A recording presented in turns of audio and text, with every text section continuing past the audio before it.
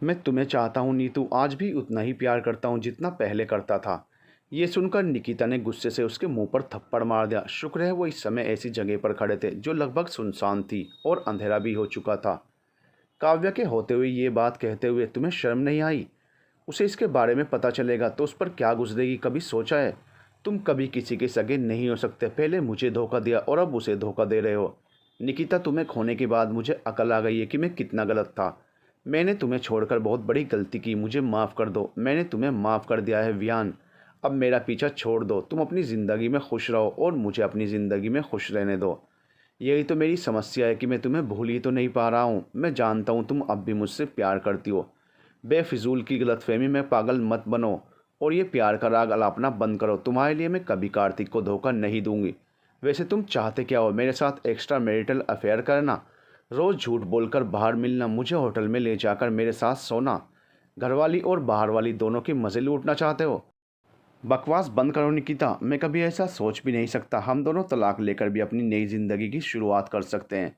ये सुनकर निकिता को हंसी आ गई। तुम में हिम्मत है काव्य से तलाक लेने की और अपने परिवार के खिलाफ जाने की? माना एक बार को उसने तुम्हें तलाक दे भी दिया तो अपने माँ बाप का क्या करोगे? जब वो पहले नहीं माने तो अब क्या मानेंगे? मैं तुम्हारे लिए सब कुछ छोड़ने के लिए तैयार हूँ। तुम्हारे जो जी में आए वो करो, मेरा उससे कोई लेना देना नहीं है। मैं तुम्हारे लिए कार्तिक को ना कभी धोखा दूंगी और ना ही तलाक। तुम्हें काव्य से प्यार नहीं है तो उसे सच बता दो, उसे धोखे में रखकर उसकी ज़िंदगी ख़राब मत करो। निकिता अपनी बात कहकर चली गई। विहान की आंखों में गुस्सा भी था और आंसू भी। कार में बैठते ही उसने अपने आंसू पोंछे। शीशे में चेहरा देखा, शुक्र था गाल पर उसकी उंगलियों के निशान नहीं छपे थे, वरना काव्या को पता चल जाता। घर पहुंचा तो काव्या शॉर्ट्स में बैठी हुई फ़ोन पर बात कर रही थी। उसकी मोटी मोटी टांगों की तरफ उसकी नज़र गई तो उसका मुंह बन गया। उसने उसे देखते ही फ़ोन रख दिया और गिलास में पानी ले आई पीने के लिए। आज कुछ ज़्यादा ही देर हो गई आपको जिम से आने में। जब तक मैं फ्रेश होकर आता हूँ तब तक तुम खाना लगा दो टेबल पर। इससे पहले वो कुछ कहती विहान नहाने चला गया। थोड़ी देर बाद जब वो आया तो देखा टेबल खाली पड़ा था। काव्या, मुझे भूख लगी है, खाना परोस दो। विहान, मैंने आज खाना नहीं बनाया। ज़्यादा वजन बढ़ने से घर का काम करने में मुश्किल आ रही है मुझे। अब फिट होने के बाद ही रसोई संभालूंगी। मैं पिज़्ज़ा ऑर्डर कर रही हूँ अपने लिए। आपके लिए क्या ऑर्डर करना है बता दीजिए। ऐसे गुस्से से मत देखिए। अब 5 किलो कम करने के लिए क्या जिम जाऊंगी? सोच रही हूँ 5 किलो और बढ़ा लूँ, फिर 10 किलो एक साथ कम करने के लिए जिम चली जाऊंगी। विहान का दिमाग एक तो पहले से ही निकिता की वजह से गर्म था। काव्या की बातों ने और ख़राब कर दिया था। बहुत अच्छा फ़र्ज़ निभा रही हो तुम अपने पत्नी होने का। मैंने सुबह तुम्हारे भले की बात कही थी लेकिन मैं भूल गया था कि आजकल भलाई का ज़माना नहीं है। मुझे नहीं पता था तुम्हें मेरी बातें इतनी चुभती हैं। पति होने के नाते मेरा इतना भी हक नहीं कि तुम्हें कुछ कह सकूं। ऐसे तो चल गई हमारी शादी। ऐसा भी मैंने क्या कह दिया जो तुम्हें इतना बुरा लग गया? अगर अपने वज़न के बारे में सुनना इतना ही बुरा लगता है तो पतले होने की कोशिश क्यों नहीं करती? मुझे माफ़ कर दो काव्या मेरी सुबह की बातों के लिए। आज से मैं तुम्हें कुछ नहीं कहूँगा। तुम्हें जितना फैलना है उतना फैलो। मेरे लिए कुछ ऑर्डर करने की ज़रूरत नहीं है। वो गुस्से में रसोई में गया, दूध में कॉर्नफ्लेक्स डाले और खाने लगा। काव्या ने भी कुछ ऑर्डर नहीं किया। उसने भी गुस्से में वही खा लिया जो विहान ने खाया था। वो अंदर सोने चली गई। आधी रात को नींद खुली तो देखा विहान कमरे में सोने की बजाय बाहर सोफे पर सोया हुआ था। उसने यह सोचकर नहीं मनाया कि कब तक नाराज़ रहेगा, सुबह तक उनके बीच सब ठीक हो जाएगा। ऐसा सोचना उसकी भूल थी। उसे नहीं पता था अब यह लड़ाई लंबी चलने वाली है। निकिता जिम से घर पहुंची तो कार्तिक अभी तक ऑफिस से आया नहीं था। वो फ्रेश होकर खाना बनाने में जुट गई। विहान की बातों से मन बहुत परेशान था। वो बेसब्री से कार्तिक का इंतजार कर रही थी। जैसे ही दरवाजे की घंटी बजी उसने राहत की सांस ली। कार्तिक के घर में कदम रखते ही वो उसके सीने से लग गई। उसकी इस बात ने कार्तिक को हैरान कर दिया। क्या हुआ निकिता, इस तरह से अचानक गले लगने का मतलब? सब ठीक तो है? मैं ठीक हूँ, बस तुम्हें मिस कर रही थी। आज बहुत देर कर दी घर आने में। बताया तो था तुम्हें, आज मीटिंग थी। वैसे आज जिस तरह से तुम मेरे घर में घुसते ही मेरे सीने से लगी हो, उसने मेरी सारी थकान दूर कर दी। मैंने सोचा था घर जाकर खाना खाते ही सो जाऊंगा, लेकिन अब तो रात को जागने का मूड बन गया है। उसने प्यार से निकिता के माथे को चूमा और वो अंदर चला गया।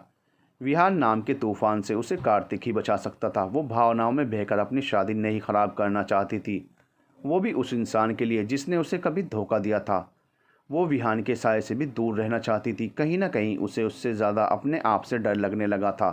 कहीं वो उसके आगे कमज़ोर पड़ गई तो वो कार्तिक से कभी नज़रें नहीं मिला पाएगी, अपनी ही नज़रों में गिर जाएगी। खाना खाने के बाद दोनों कमरे में चले गए। आज निकिता के प्यार में बेचैनी, तड़प सब कुछ था। उसका ये बदला हुआ रूप देखकर वो खुश भी था और कहीं न कहीं हैरान भी। काव्या सुबह उठकर नाश्ते की तैयारी कर रही थी कि तभी विहान ने उसे कहा, आज से मेरे लिए तुम्हें न खाना बनाने की ज़रूरत है और न ही मेरे बाकी के काम करने की। मैं अब से सोफे पर सोऊंगा। ठीक है, आपकी जैसी मर्जी। उसने इस बात पर खास प्रतिक्रिया नहीं दी, ये सोचकर कि एक दो दिन में अपने आप लाइन पर आ जाएगा। वो इस बार उसे मनाने के मूड में बिल्कुल भी नहीं थी। दोनों तैयार होकर ऑफिस चले गए। विहान ने निकिता वाला जिम छोड़कर अपना पुराना जिम ज्वाइन कर लिया। वो अपना बहुत तमाशा बना चुका था उसके हाथों, अब और नहीं बनवाना चाहता था। रही बात काव्या की, तो वो उसके कल रात के व्यवहार से काफ़ी गुस्से में था। दिल कह रहा था, बहुत हो गया काव्या, अब बेबी एलिफेंट की अकल ठिकाने लगाने का वक्त आ गया है।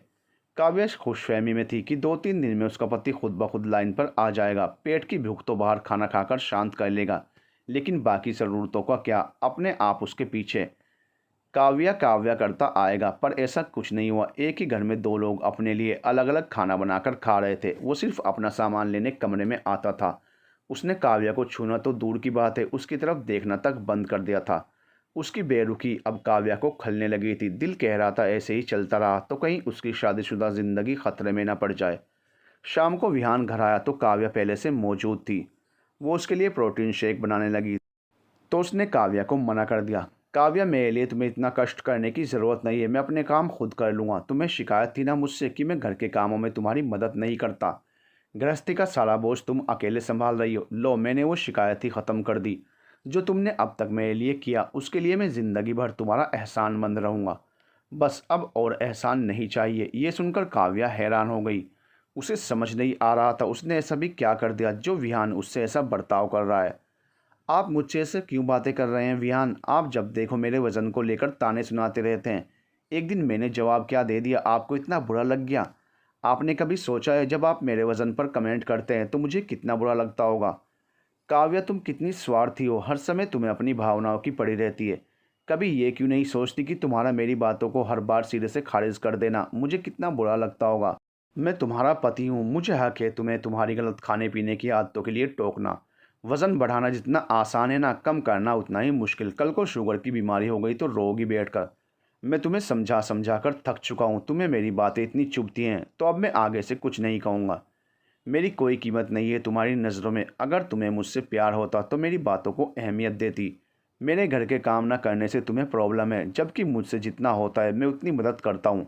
यही नहीं, तुम्हें तो मेरे छूने से भी प्रॉब्लम है। तुम्हें मुझ में कमियाँ ही कमियाँ दिखती हैं। तुम्हें प्यार करूँ तो मैं तुम्हें संबंध बनाने का भूखा नज़र आता हूँ और काम न करने पर निकम्मा।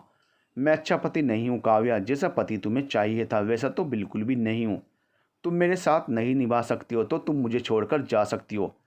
काव्या उसकी बातें सुनकर रोने लगी थी। उसने उसकी नज़रों में उसी को गलत ठहरा दिया था। तभी उसका फ़ोन बजने लगा। उसकी मम्मी का फ़ोन था। उसने अपने आंसू पोंछे और फ़ोन लेकर अंदर चली गई। उसकी आवाज़ सुनते ही उन्होंने घबराते हुए कहा, काव्या, क्या हुआ? तू ठीक तो है? मम्मी, मैं ठीक हूँ, सर्दी हो गई है, इस वजह से आवाज़ थोड़ी भारी लग रही है आपको। मेरी कसम खाकर बोल ये बात। उनके ज़ोर डालने पर उसने रोते हुए सारा सच बता दिया। उसकी मम्मी ने गुस्से में कहा, मेरी विहान से बात करवा। ये कोई तरीका नहीं है तुझसे बात करने का। रहने दीजिए मम्मी, आप उन्हें कुछ कहेंगी तो वो और नाराज़ हो जाएंगे। वो कुछ सुनने के लिए तैयार नहीं थी, लिहाजा उसने विहान के हाथ में फ़ोन दे दिया, ये कहकर कि मम्मी उससे बात करना चाहती हैं। हेलो, नमस्ते मम्मी। एक बार पहले मेरी पूरी बात सुन लीजिए और अगर उसके बाद मैं आपको गलत लगूं तो जितनी गालियां सुनानी हैं आप मुझे सुना लीजिएगा। मैं बुरा नहीं मानूंगा। आप ही बताइए, क्या अपनी बीवी की सेहत की चिंता करना गलत है? उसका वज़न दिन ब दिन बढ़ता जा रहा है। जब भी जिम जाने के लिए कहता हूँ तो मुँह बना लेती है। आपको पता ही है आजकल मोटापे की वजह से कितनी बीमारियाँ हो रही हैं। कल को कुछ हो गया तो क्या होगा? हमारी शादी को अभी 2 ही साल हुए हैं। ऐसे ही वज़न बढ़ाती रहेगी तो आगे बच्चे होने में भी समस्या हो सकती है। हफ्ते पहले इसे मैंने जिम जाने के लिए कहा तो इसे ये बात इतनी चुभ गई कि जब रात को थककर ऑफिस से घर वापस आया तो इसने कहा कि अब वो खाना तभी बनाएगी जब वो पतली हो जाएगी। मम्मी, इसकी नज़रों में मेरी कोई अहमियत नहीं है, इसलिए अब मैंने यह फ़ैसला किया है कि मैं इसे कुछ कहूँगा ही नहीं। कल को इसके बढ़ते वज़न के कारण इसे कुछ भी हुआ तो आप इसके लिए मुझे ज़िम्मेदार मत ठहराइएगा। इसे मुझ में कमियां ही कमियां दिखती हैं। मैं एक परफेक्ट पति नहीं हूँ। अगर अपनी बीवी की सेहत की चिंता करना गलत है तो हाँ, मैं गलत हूँ। विहान की बातें सुनने के बाद उन्हें गलती दामाद की नहीं अपनी बेटी की लग रही थी। उसने बात करने के बाद फ़ोन काव्या के हाथ में थमा दिया। उसके बाद उसकी मम्मी ने उसकी वो क्लास ली कि वो और भी रोने लगी। पहले विहान ने उसे इतना सुनाया और फिर उसकी मम्मी ने उसने उसे खुद की और उसकी मम्मी की नज़रों में गलत साबित कर दिया था। विहान तो विहान था, उसे अपनी बात हर हाल में ऊपर रखना आता था। अपनी मम्मी से बात करने के बाद काव्या का रोना और बढ़ गया था। उसे अभी तक समझ नहीं आ रहा था कि उसकी गलती क्या है। एक दिन खाना ना बनाने का अंजाम ये होगा उसे मालूम नहीं था। उसे रोता हुआ देखकर भी विहान ने उसे चुप करवाने की जहमत नहीं उठाई। अपने लिए ओट्स बनाए और खाकर आराम से सोफे पर सो गया। वो कमरे में झांकने तक नहीं गया। उसे मनाना तो दूर की बात थी। उसके हिसाब से जब तक काव्या उससे माफ़ी नहीं मांगेगी तब तक वो उसे भाव नहीं देगा। उसने कुछ ज़्यादा ही अंडर एस्टिमेट कर लिया था उसे। वो कमाती है इसका मतलब ये नहीं कि कमाने का रौब दिखाएगी। अगर उसकी मम्मी के सामने उससे इस तरह बात करती तो वो उसके होश ठिकाने लगा देती। खैर जाने दो, उसने माफ़ी नहीं मांगी तो उसकी मर्ज़ी। जब तक निभा सकता हूँ शादी निभाऊंगा। देखते हैं आगे क्या होता है। मन उठ गया इस बेमेल शादी से। काव्या रात को रोते रोते भूखी ही सो गई थी। सुबह उसमें ना हिम्मत थी और ना ही समय इस बारे में बात करने के लिए। उसने सोचा शाम को ऑफिस से आकर विहान से बात करेगी। आज दोपहर को कार्तिक की मीटिंग क्लाइंट साइट पर थी। जब मीटिंग में पहुंचा तो कॉन्फ्रेंस रूम में बाकी लोगों के साथ काव्या को देखकर हैरान हो गया। उनकी कंपनी का प्रोजेक्ट कार्तिक हैंडल कर रहा था। मीटिंग के बाद कंपनी की तरफ से लंच का भी इंतज़ाम था। काव्या अकेले बैठे लंच कर रही थी। वो अपनी प्लेट लेकर उसके टेबल पर चला गया। हेलो काव्या, क्या मैं यहाँ बैठ सकता हूँ? हाँ ज़रूर, उसे चुप देखकर उसने पूछा। आप रोज़ अकेले लंच करती हैं क्या? नहीं, मेरी एक दोस्त आज आई नहीं और दूसरी की प्रेजेंटेशन है, वो उसकी तैयारी में लगी हुई है। चेहरा उतरा हुआ लग रहा है। तबीयत ठीक नहीं है या फिर मूड ऑफ है? आप वजह बताना नहीं चाहती तो कोई बात नहीं, मैं बस लंच करके निकल ही रहा हूँ। आपने स्केच वाली बात बताकर अच्छा किया विहान को। वो मुझसे ऑफिस में पूछ रहा था कि मैं आपको जानता हूँ। ये मैंने उसे बताया क्यों नहीं? खैर मैंने भी जो सच था वो उसे बता दिया। एक झूठ को छिपाने के लिए 10 झूठ बोलने पड़ते हैं, इसलिए मैंने विहान को सच बताना बेहतर समझा। जब छिपाने लायक कुछ है ही नहीं तो क्यों छिपाया जाए? बाकी सोचने वाले के दिमाग का कुछ किया नहीं जा सकता। वो स्केच अभी भी है या फिर? सॉरी, पर गुस्से में मैंने उसे फाड़ कर फेंक दिया। सॉरी तो मुझे कहना चाहिए। मेरे एक स्क्रैच की वजह से आप दोनों में झगड़ा हो गया। वजह ढूंढने वाले वजह ढूंढ ही लेते हैं। ये नहीं तो कोई और वजह सही। कार्तिक समझ गया था कि इन दोनों के बीच कुछ सही नहीं चल रहा है। उसने खाना खाया और वो अपनी प्लेट रखने चला गया। काव्या अब भी खाने की प्लेट लेकर बैठी हुई थी। वो खा कम रही थी और सोच ज़्यादा रही थी। उसने जाते हुए कहा, मैं चलता हूँ काव्या, मुझे ऑफिस जाना है। विहान को मैं आज की मीटिंग के बारे में बता दूंगा। अगर तुमसे कुछ पूछे तो तुम भी बता देना। काव्या ने कोई खास प्रतिक्रिया नहीं दी और वो चला गया। वो खाने की प्लेट रखने जा ही रही थी कि उसे टेबल पर एक टिश्यू दिखा जिसमें कुछ लिखा हुआ था, जिसे पढ़कर उसके होंठों पर मुस्कुराहट आ गई। टिश्यू पर लिखा था, संता और बंता दोनों भाई एक ही क्लास में पढ़ते थे। अध्यापिका बोली, तुम दोनों ने अपने पापा का नाम अलग अलग क्यों लिखा है? संता बोला, मैडम फिर आप कहोगे नकल मारी है इसलिए। अपनी मुस्कुराहट को किसी और की बातों की वजह से खोने मत दो काव्या। कार्तिक की इस बात ने काव्या को दिल को छू लिया था। संता बंता के जोक्स ने दिल्ली की याद दिला दी थी। बचपन में इन जोक्स पर कितना हंसती थी, याद नहीं कब वो विहान के साथ हंसी थी। उनके बीच में जो भी बात होती थी वो अधिकतर घर के कामों को लेकर ही होती थी। शायद शादी के बाद पति पत्नी का रिश्ता या तो बिस्तर तक सीमित रह जाता है या फिर घर के कामों तक। जिनके बच्चे होते हैं वो अपनी शादीशुदा ज़िंदगी बच्चों के सहारे गुजार लेते हैं। पता होता शादी के बाद ज़िंदगी ऐसी नीरस हो जाएगी तो वो शादी ही नहीं करती।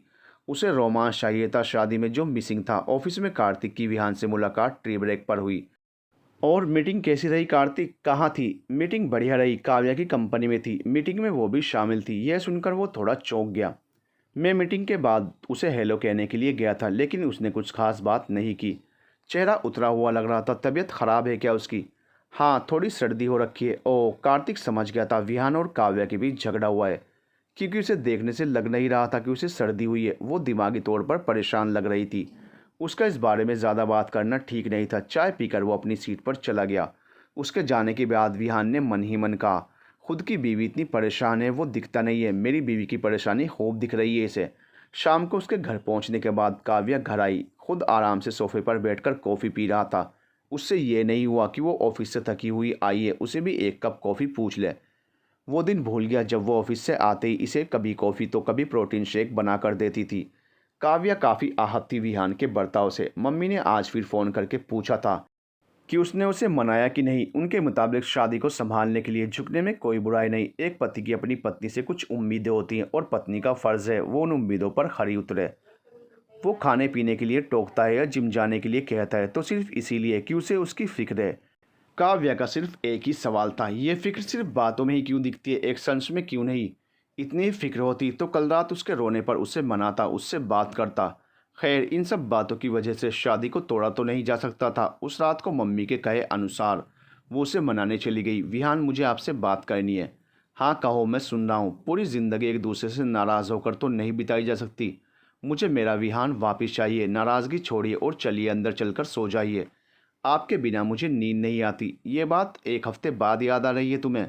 झूठ क्यों बोल रही हो काव्या? अगर तुम्हें मुझसे इतना प्यार होता तो तुम मुझे पहले दिन ही मना लेती। आपने भी तो मुझे नहीं मनाया। पति पत्नी में लड़ाई झगड़ा होता रहता है, लेकिन इसका ये मतलब नहीं कि हम आपस में बात करना बंद कर दें। अलग अलग सोएं। आपसे अलग रहने के लिए मैंने शादी नहीं की थी। चलिए अंदर कमरे में चलकर सो जाइए। विहान भी सोफे पर सोकर तंग आ गया था। दिल तो कर रहा था उसका कमरे में जाने का, लेकिन काव्या ने अभी तक सॉरी नहीं कहा था। वो उसके माफ़ी मांगने का इंतज़ार कर रहा था। तुम सो जाओ जाकर काव्या, मैं सोफे पर ही ठीक हूँ। मैं जानता हूँ तुम मेरे बारे में क्या सोचती हो। तुम्हें लगता है मैं तुम्हारे करीब शारीरिक ज़रूरतें पूरी करने के लिए आता हूँ। मुझे तुमसे प्यार नहीं है, इसलिए मैंने सोचा है अब मैं तुम्हें टच ही नहीं करूँगा। निकम्मा पति तो मैं हूँ ही, क्योंकि मैं घर के कामों में तुम्हारी मदद नहीं करता। मैं बहुत घटिया इंसान हूँ जो तुम्हारे बढ़ते वज़न के लिए तुम्हें बार बार टोकता हूँ। मैं मानता हूँ मैं गलत हूँ। मुझे तुमसे कोई शिकायत नहीं है। मैंने शादी प्यार से साथ रहने के लिए की थी, लड़ने झगड़ने के लिए नहीं। एक बार अपने आप से सवाल करके देखो, क्या मैं सिर्फ ज़रूरतें पूरी करने तुम्हारे पास आता हूँ? क्या मैंने तुम्हारा कभी ख्याल नहीं रखा? क्या मैंने कभी घर के कामों में तुम्हारी मदद नहीं की? उस दिन मैंने सिर्फ यही तो कहा था कि वज़न बढ़ रहा है, उसे कंट्रोल करो। क्या मुझे इतना भी कहने का हक नहीं? अपने जवाब के बारे में सोचो जो तुमने मुझे घर आने के बाद दिया था। शाम को पति ऑफिस से थका हुआ आया है, उसे भूख लगी है, वो खाना मांग रहा है और बीवी खाना देने की बजाय उसे उल्टा जवाब दे रही है। सोचो मुझे कैसा लगा होगा उस समय। विहान की बातों ने एक बार फिर काव्या को निशब्द कर दिया था। उसे भी लगने लगा था कि शायद उसने उस दिन उस बात को कुछ ज़्यादा ही तूल दे दिया था। ऐसा भी कुछ गलत नहीं कहा था विहान ने कि उसे इतना गुस्सा आ गया। वो अपने आप को गलत ठहराने लगी थी, ये सोचकर कि विहान उससे अब बात नहीं करेगा, उसे छुएगा नहीं। वो डर गई थी। चाहे जो भी हो, वो उससे दूर नहीं रह सकती थी। वो अपनी शादी को बेकार के झगड़ों की वजह से बिखरने नहीं देना चाहती थी। उसकी आंखों से आंसू बहने लगे। वो रोते हुए उसके सीने से लग गई। विहान खुद को उससे अलग करने की कोशिश करने लगा। जितना वो खुद को उससे अलग कर रहा था, काव्या उतना उसके करीब जा रही थी। प्लीज़ विहान, मुझे अपने से दूर मत कीजिए। मैं आपके बिना नहीं रह सकती। मुझसे गलती हो गई, मुझे माफ़ कर दीजिए। मुझे अच्छा नहीं लगता जब कोई मेरे वज़न के बारे में कुछ कहता है। बचपन से तंग आ गई हूँ अपने वज़न के बारे में लोगों की बातें सुन सुनकर। यही वजह थी कि मुझे आप पर उस दिन गुस्सा आ गया। उसको रोते हुए माफ़ी मांगता देख विहान उसे चुप करवाने लगा। काव्या, बस अब चुप हो जाओ। इतना रोगी तो तबीयत ख़राब हो जाएगी। मैं जो कहता हूँ तुम्हारे भले के लिए कहता हूँ। फिट हो जाओगी तो फिर कोई तुम्हें तुम्हारे वज़न के लिए टोकेगा नहीं। इस बात को लेकर इतनी सेंसिटिव मत हो। मैं चाहता हूँ मेरी काव्या फिट रहे और कुछ नहीं। उसके बाद जब काव्या ने प्यार से उसके होंठों को चूमा तो वो खुद को रोक नहीं पाया। वैसे भी अब नाराज़गी की कोई वजह नहीं बची थी। उसने माफ़ी मांग ली थी। एक हफ्ते से ज़्यादा हो गया था उपवास रखे हुए। उसे तोड़ने का समय आ गया था। वो काव्या को गोद में उठाकर कमरे में ले गया। विहान खुश था अपनी जीत पर। आखिर उसका मिशन सक्सेसफुल जो हुआ था। काव्या के अकल ठिकाने लगाने के लिए इतनी सज़ा काफ़ी थी। विहान सुबह जल्दी उठ गया था। काव्या अभी भी सोई हुई थी। उसे देखकर उसके चेहरे पर मुस्कुराहट आ गई और मुस्कुराते मुस्कुराते वो सोचने लगा, कल रात को तो बेबी एलिफेंट ने ज़बरदस्त हमला बोल दिया था। लोग लड़कों को फालतू में बदनाम करते हैं कि उन्हें इसके सिवा कुछ दिखता नहीं है। कल रात के बाद पता चला कि लड़कियों की भी ज़रूरतें होती हैं, वो भी इसके बिना रह नहीं सकती। बेबी एलिफेंट को लाइन पर लाने का अच्छा आइडिया मिल गया है। वो अलग बात है, उसे लाइन में लाने के चक्कर में मुझे भी उपवास रखना पड़ेगा। कभी कभी सोचता हूँ क्या होगा इस शादी का। मैं जानता हूँ काव्या बुरी नहीं है, पर समस्या ये है कि मुझे उसके लिए प्यार महसूस नहीं होता और यह बात मुझे बहुत तकलीफ़ देती है। मैं काव्या के लिए प्यार महसूस करना चाहता हूँ। मैं निकिता को भूलकर अपनी शादी को एक और मौका देना चाहता हूँ। मेरी मदद करो भगवान। वो काव्या को उठाने लगा। काव्या उठो, सुबह हो गई है, ऑफिस नहीं जाना है क्या? उसने आंखें मलते हुए कहा। बहुत दिनों बाद चैन की नींद सोई थी। I love you Vihaan. लगता है रात की खुमारी अभी तक गई नहीं है। चलो जल्दी से उठो और जाकर शॉवर ले लो, बाद में मुझे भी नहाना है। आज काव्या बहुत खुश थी। विहान नाश्ते में फल काट कर रखे हुए था। लंच बनाने के लिए उसने मना कर दिया था, यह कहकर कि अब से वो ऑफिस में खा लिया करेगा। विहान का बदला हुआ रूप काव्या को पागल कर रहा था। आज ज़रूरी मीटिंग नहीं होती तो मैं खुद भी ऑफिस से छुट्टी ले लेती और आपको भी नहीं जाने देती। मीटिंग से याद आया, कल कार्तिक बता रहा था उसकी मीटिंग तुम्हारे ही ऑफिस में थी। ओह हाँ, कल हमारे झगड़े के चक्कर में मैं आपको बताना भूल गई थी। मुझसे पूछ रहा था कि काव्या की तबीयत खराब है क्या। आपने क्या कहा? यही कि तुम्हें सर्दी हो गई है। मैं अपनी निजी ज़िंदगी की बातें किसी से शेयर करना पसंद नहीं करता। सही करते हैं, करनी भी नहीं चाहिए। अब उसकी अगली मीटिंग कब है तुम्हारी कंपनी में? इस बारे में मुझे जानकारी नहीं है। अगर उसका दोबारा तुम्हारे ऑफिस में आना हुआ तो हाय हेलो से ज़्यादा बात करने की ज़रूरत नहीं है। वो पूछना तो चाहती थी क्यों, लेकिन उसने पूछा नहीं। कल कार्तिक की वजह से चाहे थोड़ी देर के लिए ही सही, उसके होंठों पर मुस्कुराहट तो आई थी। वो टिश्यू वाली बात बताना चाहती थी, लेकिन उसने विहान का रुख देखकर बताई नहीं। उसने बताया नहीं कि मैंने तो कल भी उससे कुछ खास बात नहीं की थी। तुम मेरी बात का गलत मतलब तो नहीं निकाल रही हो ना काव्या? प्यार में इंसान ना चाहते हुए भी थोड़ा पॉसेसिव हो जाता है। ये कहते हुए उसने उसे अपने करीब खींच लिया। आज मुझे आपकी बात का बिल्कुल भी बुरा नहीं लगा, बल्कि अच्छा लगा। प्यार मोहब्बत का समय रात का है, मेरी कैब आने का समय हो गया है। ठीक है, अपना ख्याल रखना। जंक फूड और मीठे से दूर रहना। काव्या ऑफिस के लिए निकल गई थी और विहान उसके बारे में सोच रहा था। जैसी भी है अब यही है, आपकी यही मर्जी है तो यही सही भगवान, निभा लूंगा। विहान धीरे धीरे लाइन पर आ रहा था।